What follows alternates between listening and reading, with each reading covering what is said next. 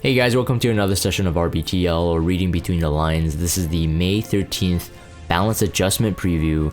In the past two balance adjustment previews, I usually give like a sort of a soft rating at the beginning, saying that this one's underwhelming, this one's pretty good, this one's really good. I think this one's as good as the Landy Cerise buff one. I know that the DJ Bazaar and even the Briarwood Cecilia one were taken as lower. So I'm talking about in general the community kind of rating it as a lower buff. DJB and Briarwood both got buffed to a point where I believe that they were really strong in the meta, and I think that everybody is on the same page on Maid Chloe.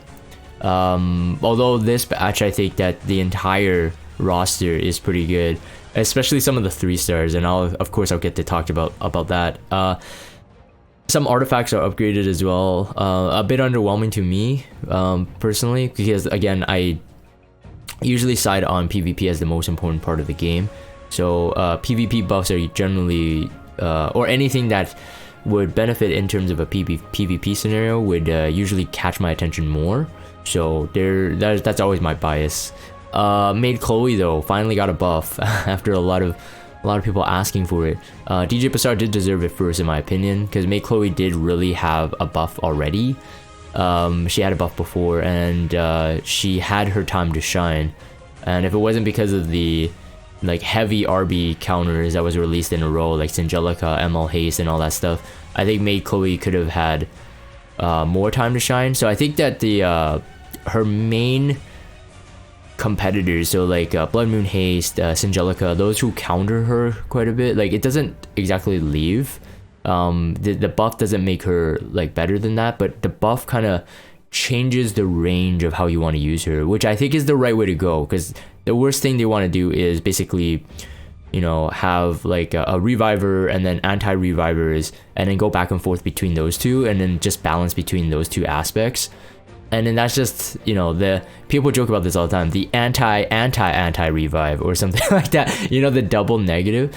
So it's good to see that the Maid Chloe buff is like, you know, it's giving me some hope, like for other heroes that may be buffed in the future, that they still know what they're doing, while keeping their original roles intact.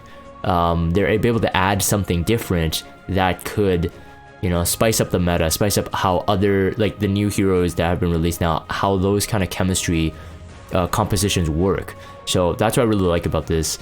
Maid Chloe buff, but very straightforward. It's like a straight up buff throughout all things, all skills. So on paper, it's like, you know, she's really good.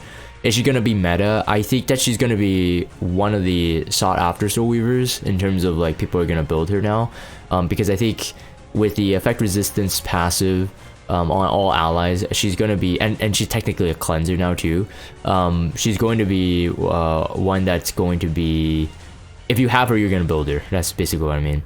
Anyways, let's get to heavy strike before. So 35% chance to stun for one turn. That's max mola, of course, or mola to the max effect chance.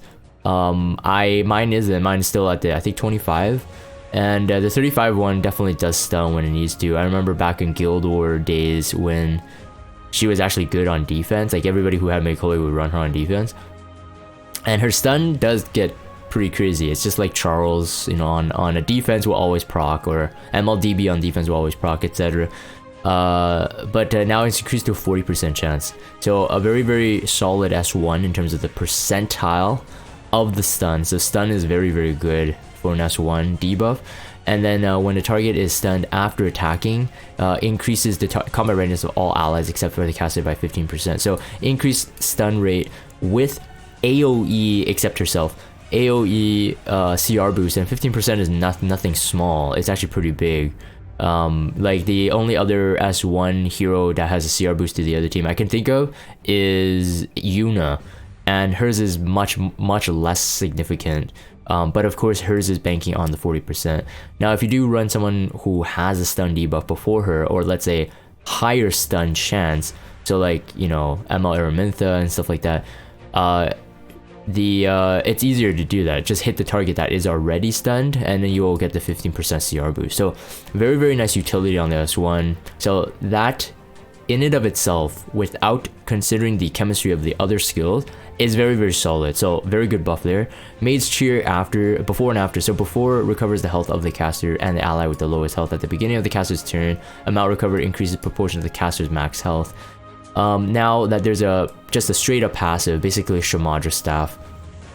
20% ER for all allies, and at the start of the turn recovers the health of 2 allies with the lowest health. So it could be her, but it could be more supportive. So before it was kind of wasted because, like, let's say if she was full health, then she wouldn't really heal. But now that this becomes 2 targets, so she herself could be included in that. So as long as 2 allies I'm assuming 2 allies means herself too, actually. That might be a big assumption, but it doesn't say that it does gives her the heal anymore. I'm assuming that to be the case though, because otherwise if she can't heal herself, that's pretty bad, since she's gonna be bringing more team-wide support now. But 2 allies with the lowest health, and then increased proportion of the caster's max health as well, with increased healing. So if she's on Celestine, I think very, very solid still. If she needs to tank, or if you're suspecting her to need to tank quite a bit, maybe Water's Origin still, Proof of Valor. So those are still all like valid options. So it depends on what type of fight you bring her into. All those artifacts will really work well on her. I don't know about Touch of Rekos unless you're dealing with a lot of AoE and your Maid Chloe's EHP, the HP is higher. But regardless, it's still very good. I think she should be, if you could build her on counter and Celestine, that'd be great. If you have higher speed gear and you can get the right amount of effect resist, because with 20 here and she gets 23, I believe, if you're triple S. So okay, so today flex time with Jagan. So this morning when we have the 10 free summon event, I got a blue Chloe, so I imprinted my Maid Chloe right away, knowing that these buffs are coming. She's double less right now, so I think she hit, I forgot what the effect resistance was, but it's significant. It's quite significant. Once you get to triple S territory, that is quite a lot, including this. So that's like 40% ER without any gear. So now she's gonna become, I think, one of the heroes that are easier to build. So if you go high speed, it's good because then you get more chances of getting the passive to heal. You get more chances of using the CR boost. So having high speed on speed gear with high ER, I think would be nice. Of course, bulk. And then if you're on counter, I've seen some people just try to build some disgusting counter ones as well, which is like 200 plus speed, still good bulk. Because the 90 gear makes it possible for people on counter to run 200 plus speed while maintaining bulk or any other, other thing. So the thing about Soul Weavers, or at least Maid Chloe, is that you only need a couple stats, right? You only need speed, HP, defense, and ER. So technically that gives the ability for counter sets to really work on her. So I know that people will build her counter because people already did build her counter. So counter Celestine or something like that, it would be very, very good. Entertains all allies with VIP treatment, reviving dead allies with 20% health, and it dispels 2 debuffs from all the living allies and grants a revive turn for 3 turns. We should look at this because the awakened one is the one with the attack buff. So we know how it worked before. I mean, Basar, Briar Witch, F10E, they would all have been kind of hard counters versus her because she wouldn't be able to cleanse. So people would run her on Potion Vial. That was a pretty popular one. Potion Vial Ruel, Potion Vial Maid Chloe, back when they were kind of meta, or back when Maid Chloe was meta. But because too many of these unbuffable heroes were introduced, Briar Witch namely, and F10E, she definitely saw less use. And of course the Blood Moon Haste Angelica, they were still alive, like they were still there, screwing up her use. So now that she can actually dispel 2 debuffs is very, very nice. So just make sure that that the unbuffable is totally gone, but it could, like, dispelling 2 debuffs is like more than just the unbuffable. This is thinking about other debuffs that may hinder the heroes that are receiving the buffs. So in Briar Witch's case, of course, the attack down. In F10E's case, the redirect to provoke. In Basar's case, potentially Abyssal Crown, although most people run book anyway. But or any other debuff that was landed on your main attackers. she becomes a cleanser. So very nice buff overall.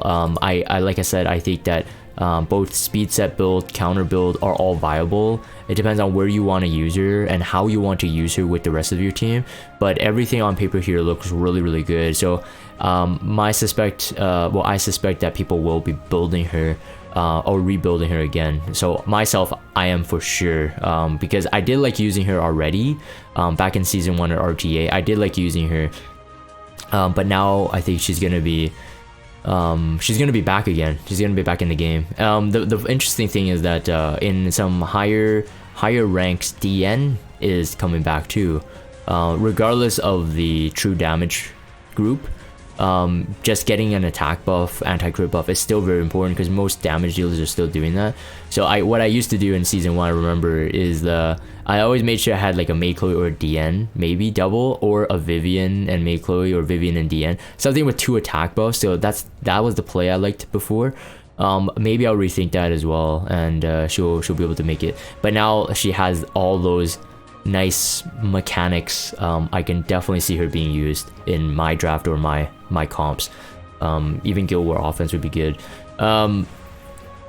Cecilia. So Cecilia's is also very nice. So although I will say that for those who use Fire Cecilia right now, I think, like let's say in RTA, I think that she'll remain being used. I don't think it affects it as much, although I do think that it is better than what she was at.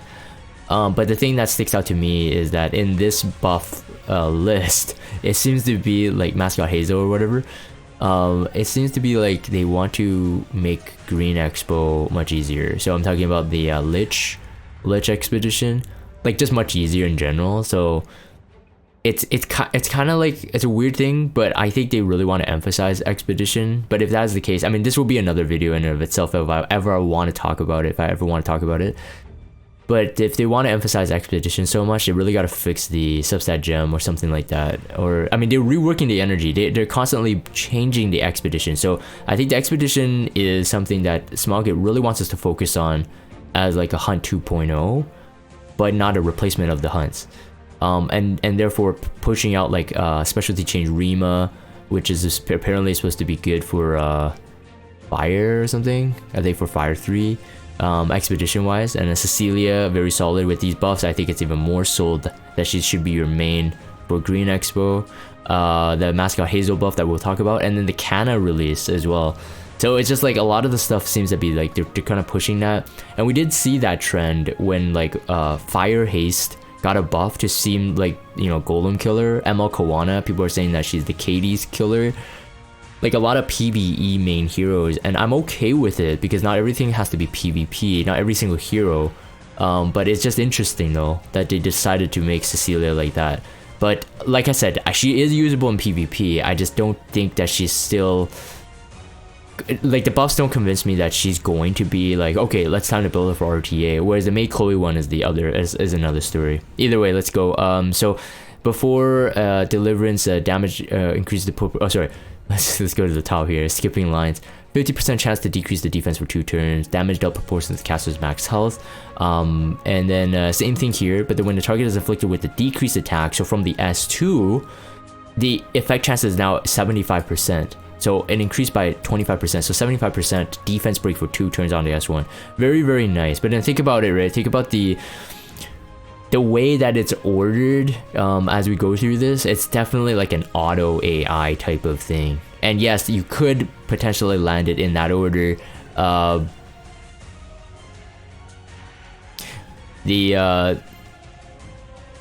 S3 doing the immunity buff, and then do the S2 steal cloud burst to get the attack down.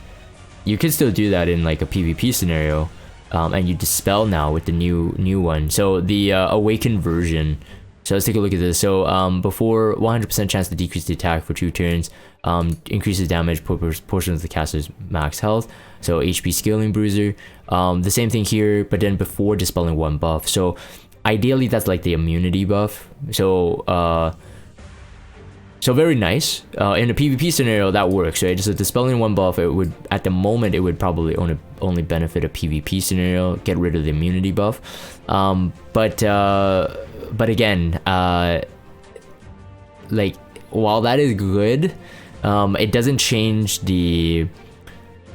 It doesn't really change the, I think, the exclusive equipment use, although the turn of the sorry, the turn order of the dispel 1 buff part is flipped, so this is definitely more PvP usable. But if you think about the Lich Expo, the green 3, this is still siding on that being the main usage, so to speak.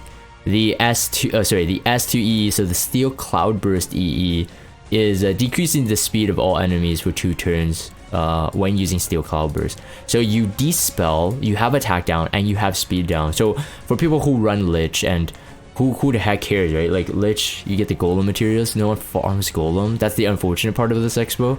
But myself, like as I was hitting it, like one of the things I loved landing on the boss was speed down.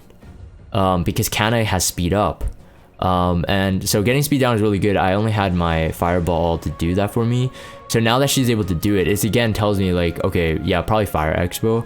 But like I said, in a PvP scenario, still usable. So don't get me wrong saying that, oh, she's not a PvP hero. It's just that I think that in overall use, I don't think she's gonna be as good in RTA. So anyways, let's go down to Flan. So with Flan buffed, Blue Tywin seems to be kind of out of the picture. I really don't see much reason to run Blue Tywin anymore. For the same purpose. Let me rephrase that. For the same purpose. So like for example, Flan won't be able to place my Blue Tywin's position in the Fire Expo, but she will replace the position, which she already did replace the position of Tywin already, for like Arena Cleave, or even sometimes Guild War Cleave, like Bazaar, Flan, a Cleaver. But now Flan is going to be even better for that role than Tywin, because she can already do everything Tywin does. So I'll talk about Tywin a bit, or what I think would happen to him after this. But communication breakdown after 75% chance to dispel 1 buff, so that's the S1. They changed the souls basically, or the soul burn. They realized that this is not useful. I did say that before, and this is why I did skip Flan's banner. I said that yeah, it's like the order is kind of weird. It's a nice to have, but it's kind of weird. So they removed that completely, remaining at a 75%. So this already is basically Tywin S1, Blue Tywin. Data Monopoly, let's go for the, yeah, Data Monopoly after. Before, it was increased critical hit damage for 2 turns, and then combat readiness by 40%. It requires 2 souls now. Before, it only required 1. Increasing the attack and critical hit damage, and then 40% combat readiness. So that's already beating Tywin in terms of like, well, I mean, depends on how you see it. Like, do your heroes have lower crit rate, or do they have lower crit damage? In my opinion, it's easier to build for crit rate now since I-90 meta, and crit damage having a 50% crit boost is very, very good, hitting that 350% crit damage and increasing attack, of course. And we can all see it. Everybody's seen it. You don't need to hear my thoughts in order to see that this is Tywin, but a better Tywin. Advantages, so decreasing the, so this is pretty insane too. So the advantage deal after, so drives a hard bargain against an enemy, is making them unhealable, decreasing the defense for 2 turns, and then decreasing combat readiness by 15%, and then 20 souls is grant extra turn. So pushing them back, giving you the guaranteed turn. That's pretty gross, right? So if you can imagine, of course, like the turn rotation works exactly the same as Blue Tywin. You have a Bazaar, you have a Strip. If you can already, I don't know who your cleaver would be, but if it is another mage, then you got double souls no matter what. But let's just say Bazaar, okay? Bazaar, you don't soul burn it, you soul burn her, and she can use her own artifact, I forgot what it's called, but basically it gives you like 10 souls immediately if you use a non-attack skill. So she can do this. It decreases their combat readiness, and it doesn't touch them. So like in the case of ML Ken or anything, it won't risk critting ML Ken or anything like that. or it won't risk triggering like an SSBS2 or anything like that. So very nice that it's again soft, a soft skill, so it doesn't touch, and then it decreases the combat readiness by additional 15% on top of Basar's, right? And then it grants an extra turn, and then you go to your S2 data monopoly, do the same thing, and then you get 40%. Some people are theory crafting that this is going to be a better Oxlots if your DPS are quick enough. In terms of like if there's no politics involved in the, like a AI defense team, she'll be like a better Oxlots because she has better base speed. It's just that she won't be able to hold book. So whatever comp you use her for an Oxlots opener, like straight up opener, we're not talking about the defense break into this, we're just talking about straight up attack buffer. She's an attack buffer with a crit damage, and with 40% combat readiness, usually, more or less, it depends on your speed again, you'll get the turn anyway, right? If you think about how Oxlots works, it's just that you won't be able to compete against a fast stage ball and Cezanne. You won't be able to out push Politis, etc. But anyways, so there's that double use for her. So I think Tywin's use then in the future, she will, well, he will need to be readjusted to be some sort of either a better knight support that we can see like all the knights having now, either support aspects or very aggro aspect. His D spells need to be something that will be able to slow down heroes, so either like an ambitious Tywin semi buff, either stun or silence, or something that like will actually cripple the enemy for one turn. That will make blue Tywin more useful. Or he becomes a damage dealer, like he can actually do high damage, like increasing his, or adding health scaling damage, so making him an actual HP bruiser and increasing that, like that's where I would see him. And of course he could still keep the D spell, he can still keep the same skills that he has, that Flan technically has, but being able to do something outside of just that. He already self-defense buffs too, so that's very nice. So there's a lot of stuff in Blue Tywin's kit I think would be very usable. They just need to readjust him a bit, right? But they need to make him a bit different from Flan, and that's where I think the success will be. I see that potential seeing the Maid Chloe buff, so I can definitely think that Blue Tywin could be someone we want to look into in the future, because I just don't know if they want to keep him as a PvE hero, more or less. So I'm curious if they'll side him onto a heavy PvP role. Anyways, Mercedes. So Mercedes, of course, being a free hero, she had a buff in the past. So increased damage dealt for the Divine Bolt, so that's the S1. Dimensional rupture after, so it attacks all enemies, massive light. When there's three or fewer enemies, it activates dimensional rupture again. So it's kind of like a Vivian S2 in a way, but you don't get a kill, but you don't have to get a kill, it's just 3 or few. So maybe in a Guild War offense if you're gonna use her, but in my opinion it's just probably better for just farming. Like she's probably being buffed for more farming scenarios. When activated this way, dimensional rupture deals decreased damage and then can only be activated once. So it's kind of like a mini Vivian S2. That's how I'm getting it. The Blazing Eye of Call after, before increasing attack of the cast for 2 turns. So that's kind of nice. So like you basically get an attack buff before you get a cleave. So that's basically it. So not much to talk about, and you know, the kit itself won't make her usable in the PvP. Maybe lower end PvP, but not something that people will build. So Mascot Hazel, let's go to Mascot Hazel instead here, because it's more or less the same skill, but Mascot Hazel is the one we want to talk about anyway. So the S1, so it used to be, or actually no, this is not the S1, sorry, this is the S2. So heals the target proportion to caster's attack and then target's max health. Before, it was when the allies health is 50 or less, the amount recovered will increase by 50%. So that doesn't necessarily make up for the lost health. So let's say, for example, you have 26,000 HP, you're under 50%. Of course, the increase of healing of 50% does not mean that it makes up for the lack of health.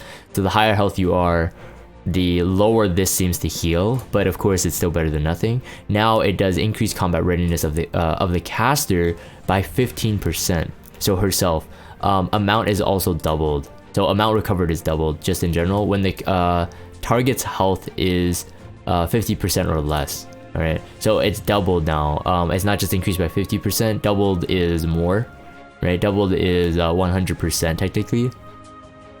But increasing her own combat readiness. So again, I think in Fire Expo scenario, very good.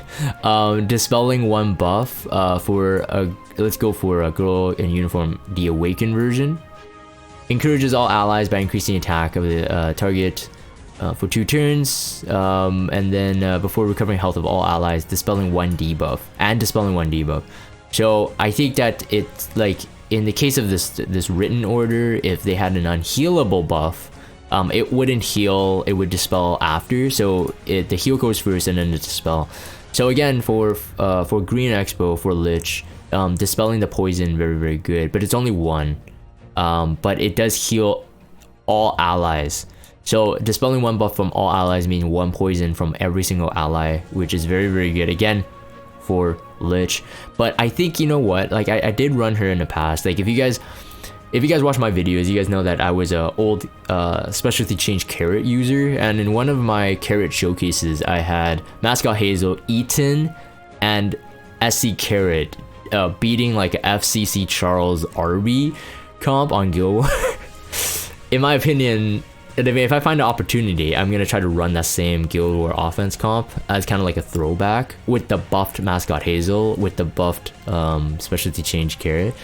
But I'm not saying that she's not impossible to use in a Guild War scenario. Probably not anymore though, because the defense mechanics now are just way too crazy in terms of what heroes bring. So I don't think you can really fit her. Well, I'll see. If I find one, I'll make a video on it.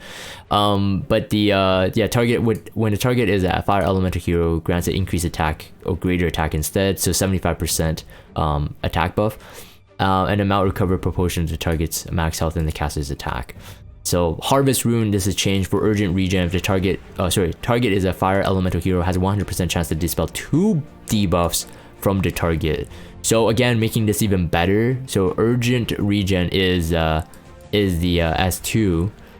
So having her being able to debuff from the S2, very nice, because again, if you're doing Green Expo, all fire heroes ideally, and then she'll be able to do that just for free.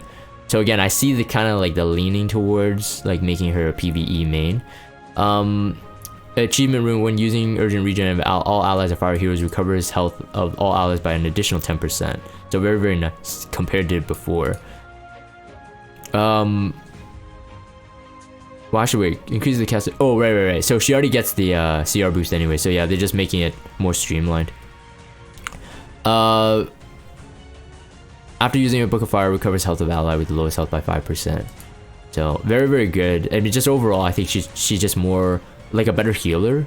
She's able to dispel, but mainly for fire heroes, right? So very advantageous for that.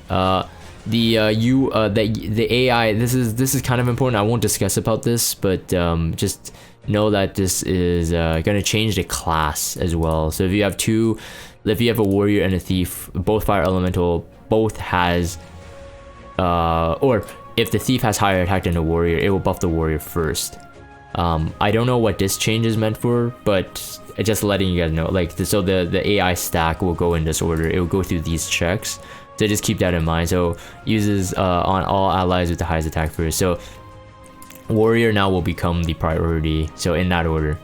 Okay, so specialty change carrot, I like her a lot. All right, I think that this new buff will make me want to 6-star her again and try her out. Researcher carrot, let's go to here. So before, let's see, for swing after, we have attacks with the staff, 50% chance to decrease the speed for 2 turns. Before detonating burns, before it was a speed down, so same thing, but the 30% chance to detonate the burn effects afflicted enemy at the end of the turn. But now it's guaranteed detonation. Very nice. So before detonating burn effects afflicted enemy at the end of the turn. Burn is I think it's 1 for 1 of the attack of when you land the burn, if you have an attack buff, that amount of attack, and then divided by, I think, ignore 70% defense or something like that. Something like that. Anyways, if you watch my old carrot videos, you'll be surprised at how much burn damage it could do. And that was like in the 85 meta. That wasn't even a 90 meta. So I don't even know like what kind of carrots people can build now. It's gonna be pretty crazy. Soul burn, this is removed because the detonation now is just gonna come free. No soul burn required. Flame barrier upgrade as well. This is before it was grant a barrier for a turn and burn the attacker for 1 turn. Barrier strength increases to the proportional to the caster's attack, so carrot's attack, total attack. So if you have an attack buff, or how I ran it before, Mascot Hazel, with a greater attack buff, that barrier is very chonky. Alright, so the same thing here, but the barrier effect can only be activated once per turn. This was a cooldown thing, so I don't know what the changes here myself, like in terms of like practically in a fight. Like I don't think there's much change, except that maybe you can't reset it now, like it has to be on her turn, I guess. I'm not quite sure. But basically what this meant was like she needed to take a turn before anyway, so the cooldown would regain. Or maybe they just wanted to streamline how it's worded. But the barrier increases proportion of the max's attack. So again, same thing. And then flame spurt after awakened version. It attacks all enemies with a powerful fire, dispelling 1 buff before 75% chance of inflicting 2 burns. It's weird that they didn't highlight the bottom one, but this is important. The dispelling 1 buff now becomes very, very nice. So again, immunity buff, right? Remove the immunity buff. So you just have to make sure that there's no like fallen Cecilia in there, because I think it will dispel the barrier first and not the immunity. So ideally, like someone who doesn't have a barrier, but if they have immunity, you can at least dispel it. And it's dispel 100% dispel, by the way, and a 75% chance to inflict 2 burns for 2 turns. And if you could detonate 2, that's 4 ticks. So if you land both burns and both have 2 turns, that's 4 ticks of burns. That's a lot of damage, assuming you have an attack buff on your carrot too. Damage dealt soul burn, it will grant you an extra turn. So damage dealt increase is just like straight up, and then the soul burn now is 20 souls, will grant you an extra turn. So realistically, you go S3 and then you straight up go S1 and then you detonate it on the target that you want. So ideally, attack buffer goes first, and you don't really necessarily need to even run a despeller. If you want a guaranteed one, of course, Basar is the best one. You have to go through the resistance check here, of course. 100% proc rate, but 85% chance for it to be successful, assuming the resistance check, of course, or a neutral resistance check. Yeah, so the granting extra turn, I think this is the big change. And then the rune getting an upgrade as well. Now this is necessary because I think what Smilegate realized is that because the base stats were so low, it was really hard to scale the 90 gear on it. And I 100% agree with this, that they're more or less almost doubling the effect of each. Increases attack by 15%, Mercy Rune increases attack by 10%. So if you have especially the change carrot already kind of level 6 star and you're trying to mock up builds, just keep in mind that you are going to get more attack out of her. That's quite significant because this is the specialty change adds to the base. So whatever amount of attack you can get her to, that's gonna escalate it like quite a bit. So very, very nice. And then Order Room before increases the damage of Flame Spirit by 10%. Now after using Flame Spirit has a 100% chance to grant continuous healing to the caster for 1 turn. Very, very nice. So continuous healing, I believe it heals 15% of the target's max health.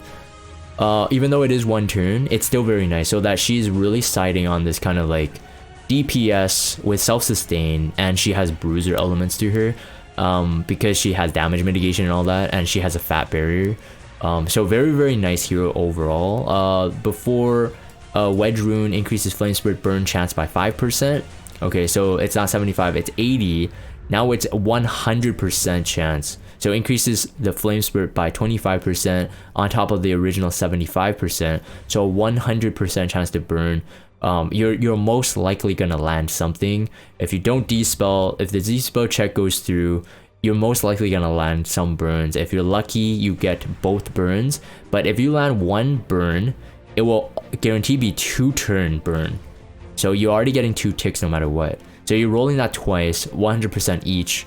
Very, very nice. And then 50% chance with the Relic Rune to dispel 1 debuff inflicted to the caster when Flame Barrier is activated. After being attacked, if the caster is debuffed, has 100% chance to dispel 1 debuff from the caster.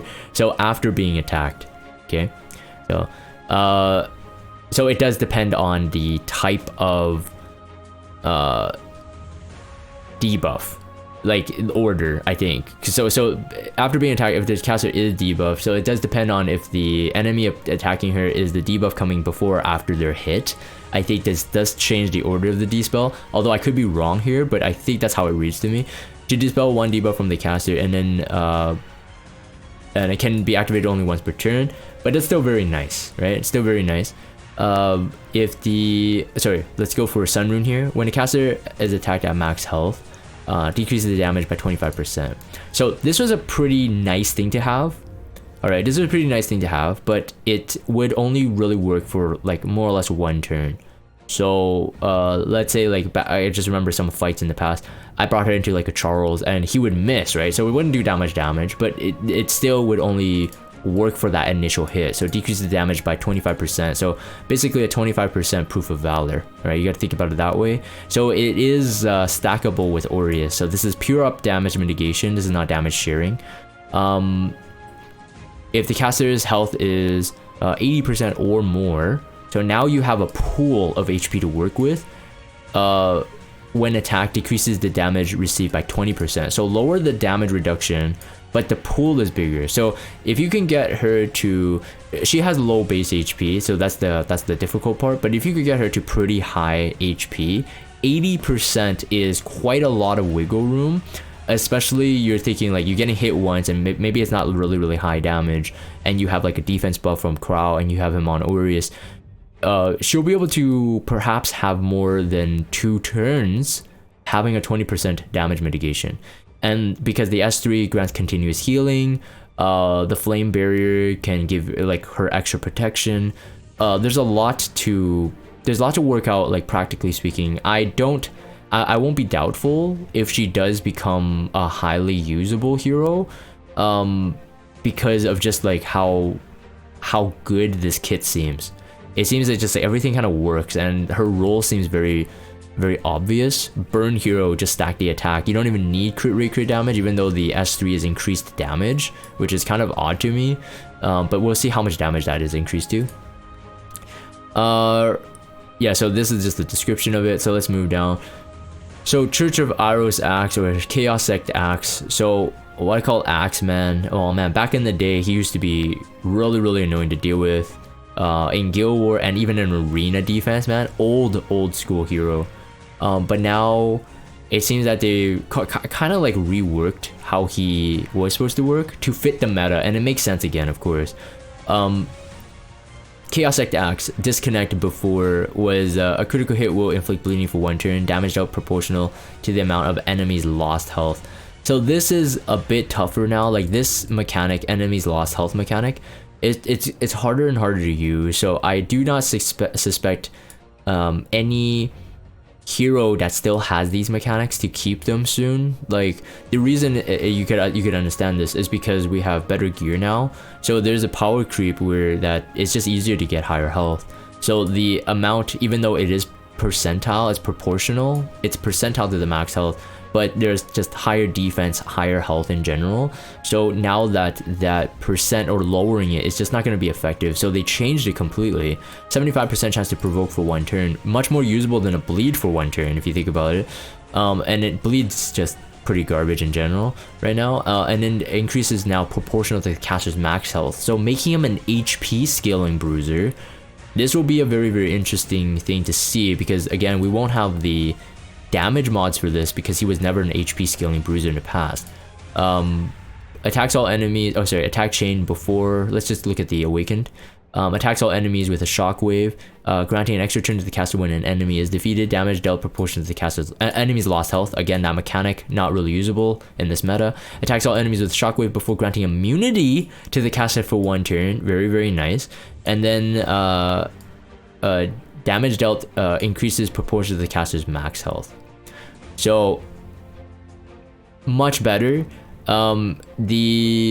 You don't get the extra turn, but they're also thinking about what I was talking about, like how easy is it to defeat the enemy in 1 strike now in this meta that we're in. Not very, very easy. So they just removed that completely. Having immunity means that they're already designing him to be like a second turn sort of hero. The immunity buff there after his original immunity turn, assuming you have immunity set on him. It just tells me that, okay, he's ready for a longer game. So you can tell that because they're scaling it with a master's cast health. So they're trying to make you, if you're gonna build him, they're trying to make you build him beefy, tanky, and to sustain for longer fights. So that's his new design now. The soul burn before used to be increases damage dealt. Now the skill cooldown is decreased by 2 turns. So very, very nice. I remember this would be like a 3-turn skill or something. So you always basically have an immunity up if you can soul burn it. So very, very nice. You could plan, you know, specific timing. It's just nice to have. Vigorous strike before 100% chance to decrease defense for 2 turns. Recovered 20% of the caster's max health. The amount increases 1.5 when the enemy is defeated. So the amount recovered. Damage dealt proportionally to the caster's max health. So before, oh, it was a max health here. Oh, sorry. He was already a HP scaling bruiser, but he wasn't doing everything that was HP scaling though. Yeah, I kind of remember that. I'm like, that's why people gave him health sets back in the old meta.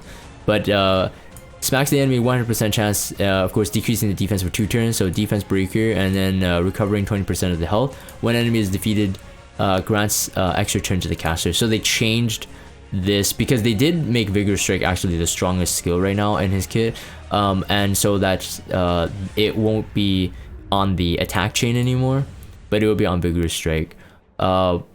No mention of this being increased damage, so it will probably be the same modifier in terms of the HP scaling and the attack scaling, but we will definitely have to see what attack chain and disconnect increases to, since they are now going to be HP scaling. The health rune, again, very, very much needed. Like I said, for the specialty change carrot comments, we definitely need it. I mean, they need the buff. They need the HP pool now to be able to compete. So increased health to 10%, increased health by 15%. So you get an additional 15%. You get an additional 15%. So very, very nice overall. And Earth Rune increases health by 10%, increases health by defense by 15%. So this is helpful too because you're already getting health benefits here. Remove 10% from the total here, but you're getting more defense, and this is nice because the EHP is very, very needed, especially on a 3-star hero. Having low base defense is just very, very detriment for, you know, people trying to build up a hero with high defense. And so that's very, very nice addition. So overall, you get more stats, even though they replaced this one. And the Fruition Rune, Vigorous Strike damage up by an additional 5%, but now it's when attacking a light elemental target, it penetrates defense by 40%. Very nice. I did see some comments yesterday on stream asking, well, do you think he's competitive with LQC? No, they're still not on the same level in my opinion. LQC is not an HP scaling damage dealer, but this would be a nice to have. I think because he's on he is a warrior, so Sigurd's Scythe again would be like kind of my go-to for him. But man, we need so many Sigurd's Scythe. Every single warrior right now needs Sigurd's Scythe, especially in an RTA scenario.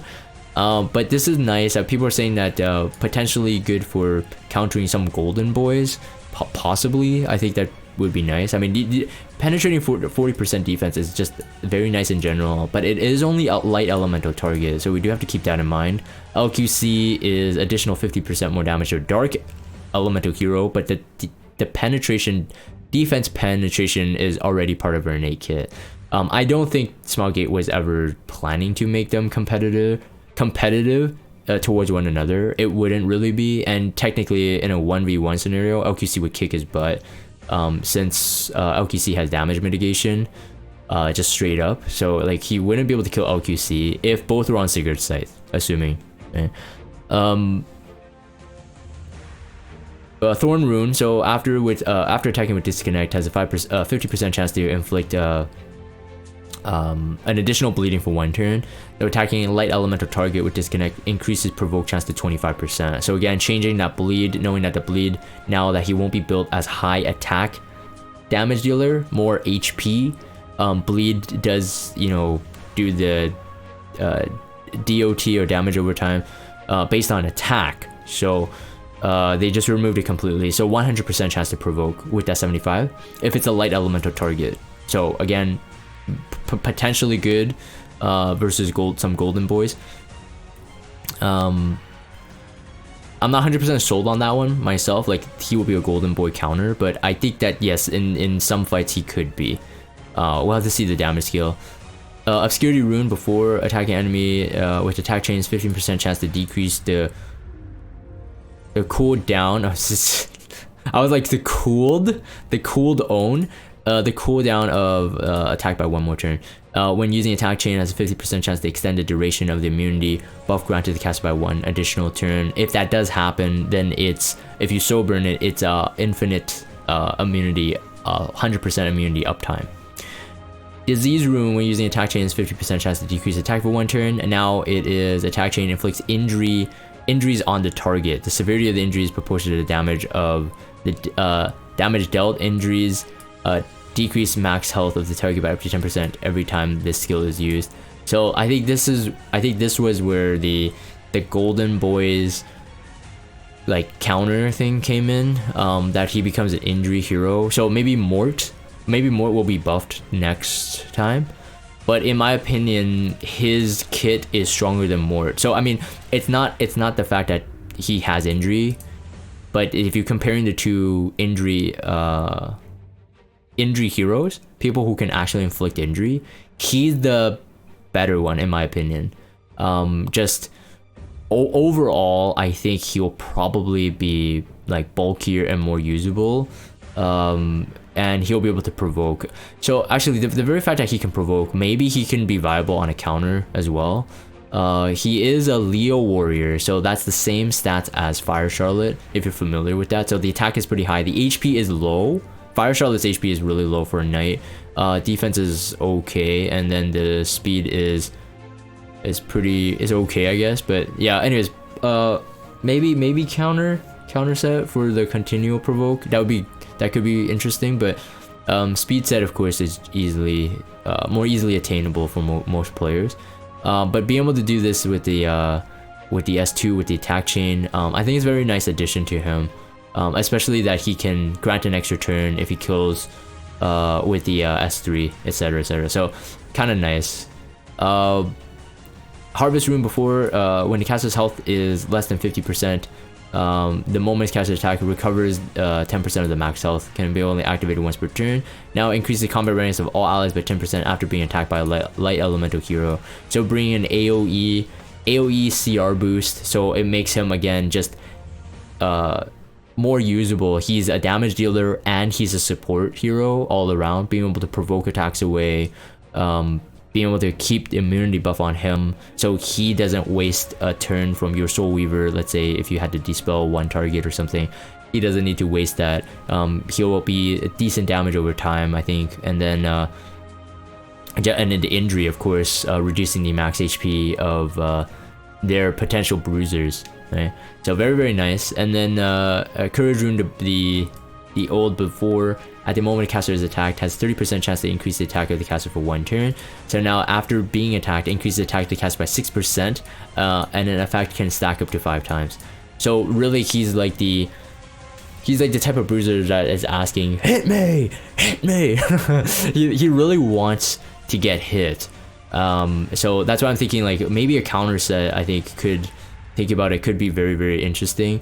But I think I would build him.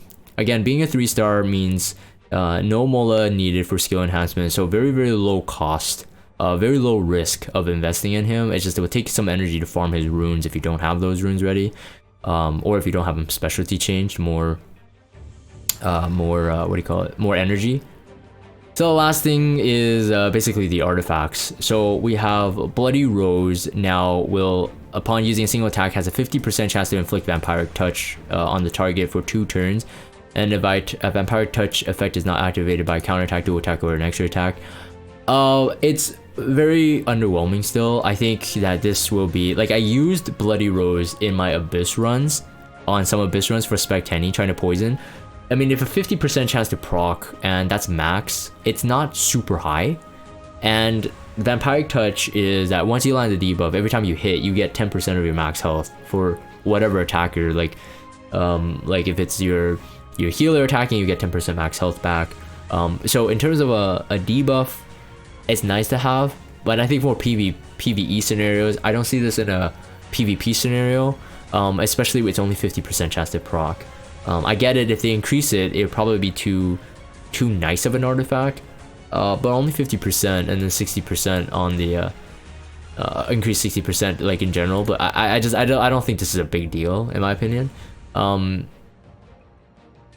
yeah, so like I mean, they basically said it would gain an effect that increases your team survivability. So yeah, PvE sort of artifact. Border Coin, I think it was always almost meant to be a PvE.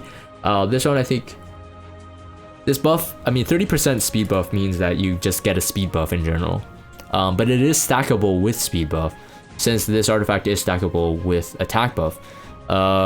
So I heard someone saying that the Border Coin is for ML Kawana, like designed for ML Kawana for KDs.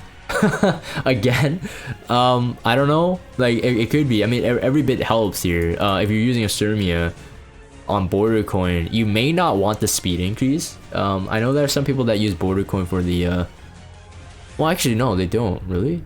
Or I don't know, actually, for Hall of Trials or whatever, or some other thing. Speed might throw off the speed tuning you have, but people are saying ML Kawana, so I'm just gonna, you know, leave it at that. But PvE is not my forte. So and then Ambrote. So Ambrote was a very old ranger artifact. I believe it was a ranger artifact, or it might not even be a ranger specific, but it has Curious on it. It was very old, and I didn't even remember this artifact existed until this buff. It's still not significant in my opinion. So it increases the damage up by basic skill by 20%. So S1s, which could be good, I guess. Then now thinking about it, because it's basically portrait without the HP thing. But you basically get a 10% speed after 5 turns. So well, after using the basic skill, increases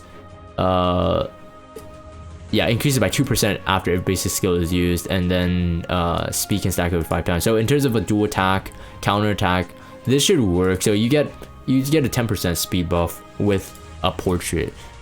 Maybe I should look into it. I think it's a ranger exclusive, I remember. I could be wrong though.